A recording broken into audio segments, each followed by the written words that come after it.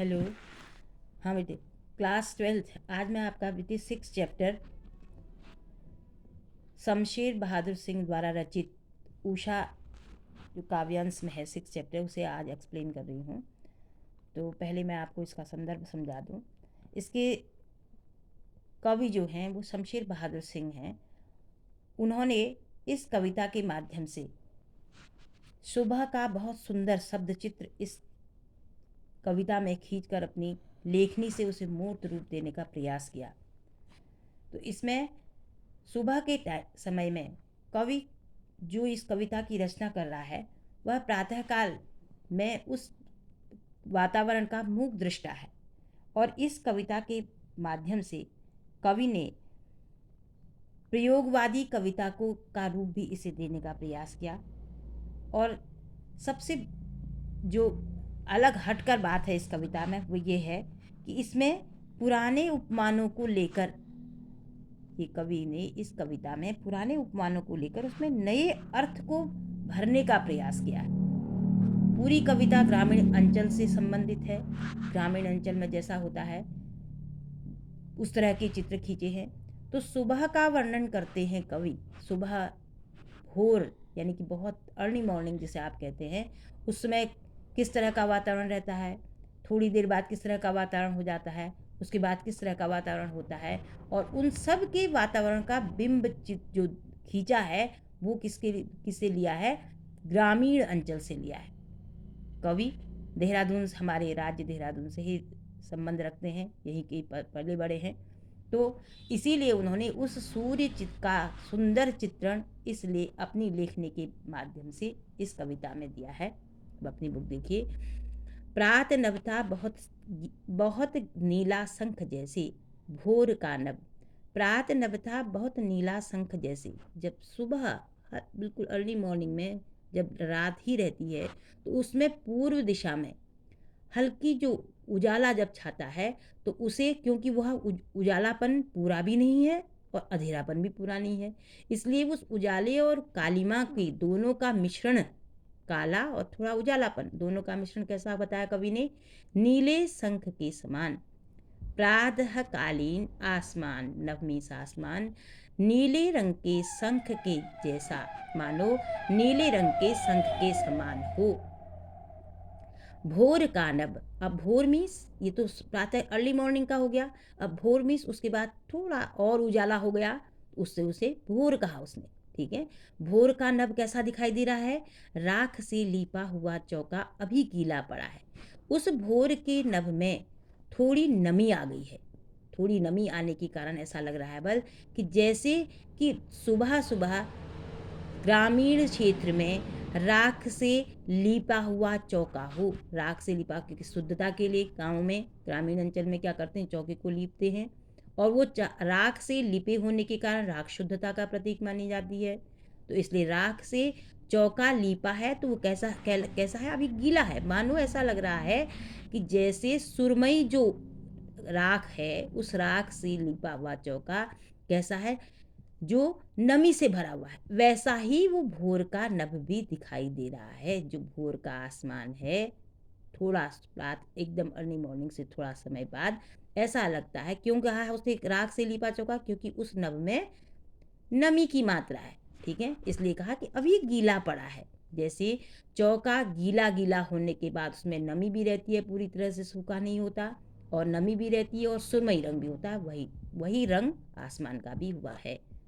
बहुत काली सिल जरा से लाल केसर से कि जैसे धुल गई हो। बहुत काली सिल, अब देखिए उसके थोड़ी देर बाद क्या हुआ कि पूरी दिशा में लालिमा आ गई, क्योंकि सूर्योदय होने वाला है। तो उसने कहा कि बहुत काली सिल जरा से लाल केसर से कि जैसे धुल गई हो। जैसे ग्रामीण अंचल में काली सिल, सिल वो होता है जिसमें मसाले पीसने का काम करते हैं ग्रामीण अंचल में। ठीक है, तब कवि कह रहा है कि जैसे काली सिल में जरा सी लाल केसर, लाल केसर एक फूल है जिसका कुछ पार्ट ऐसा होता है जो कि केसर कहलाता है, जो बहुत सुगंधित होता है और लाल रंग का होता है। तो कवि कह रहा है कि जैसे उस सिल पर लाल रंग की केसर जैसे घुल गई हो, यानी कि उसमें घोल दिया गया है, धो दिया है उसे, कालीमा, आसमान अभी एकदम से पूरी तरह से उजाला नहीं हुआ है, थोड़ा कालीमा है। और उधर पूर्व की दिशा से लालिमा है।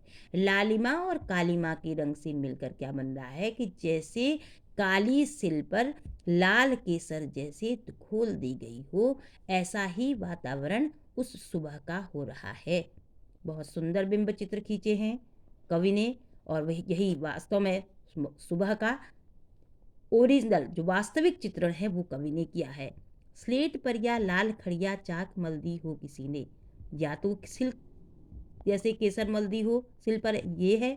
और या स्लेट क्या होता है, जो सबसे पहले प्राथमिक अवस्था में बच्चे को स्कूल जाने से पहले उसे अ या आ वर्णमाला वगैरह जो सिखाई जाती है स्लेट में, तो उस स्लेट काले रंग की स्लेट होती है। उस काले रंग की स्लेट को क्यों चित्रण किया गया, क्योंकि अभी अब पूरी तरह से उजाला नहीं हुआ है, कालीमा है और उसके साथ भी पूर्व दिशा में लालिमा भी है। तो स्लेट पर या लाल खड़िया चाक मल दी हो किसी ने, काले रंग की स्लेट पर लाल रंग की खड़िया चौक जानते हो ना, चौक जिससे ब्लैक बोर्ड में लिखा जाता है, तो उस चौक को किसी ने मल दिया हो, ऐसा वातावरण चारों ओर बन गया है। उसके बाद क्या हुआ कि धीरे धीरे अब सूर्योदय होने ही वाला है, तो फिर उसका चित्रण कवि कर रहा है कि नील जल में या किसी की गौर झिलमिल देह जैसे हिल रही हो। ठीक है, नील जल में मीन्स अब जब सूर्योदय होता है, सूर्योदय होने के कुछ क्षण पहले पूर्व दिशा में किस तरह का वातावरण हो जाता है कि जैसे नीले जल में किसी की गौर झिलमिल देह। नीले जल क्यों कहा, क्योंकि आसमान नीला है। अब देखो उत्प्रेक्षा अलंकार जगह जगह, नीले आसमान में मानो किसी की गौर झिलमिल देह में शरीर, गोरा झिलमिल शरीर, क्योंकि जब सूर्योदय होने ही वाला होता है तो किरणें जब आती हैं तो वहाँ पर झिलमिलाहट होती है पूर्व दिशा में, तो ऐसा लगता है, कवि कह रहा है कि मानो, उत्प्रेक्षा अलंकार है, मानो किसी की झिलमिल दे शरीर नीले रंग के जल में हिल रहा हो, ऐसा लग रहा है। और जादू टूटता है इस उषा का, अब सूर्योदय हो रहा है। और उसके बाद क्या होता है, फिर उसके बाद धीरे धीरे सूर्योदय होने लगता है, तो ये पूरा भोर का जो वातावरण है, सुबह का जादू पूरी तरह समाप्त हो जाता है। और इसलिए उसे कहा कि जादू टूटता है, ये जादू के समान लगता है सब कुछ, और उसके बाद जादू खत्म होता है। तो इस प्रकार उषा का समाप्ति और सूर्योदय का उदय होना। ठीक है, उषा की समाप्ति होती है, उषा मीन्स प्रातः है, सुबह की समाप्ति होती है और सूर्योदय होता है, सूर्य का उदय होता है।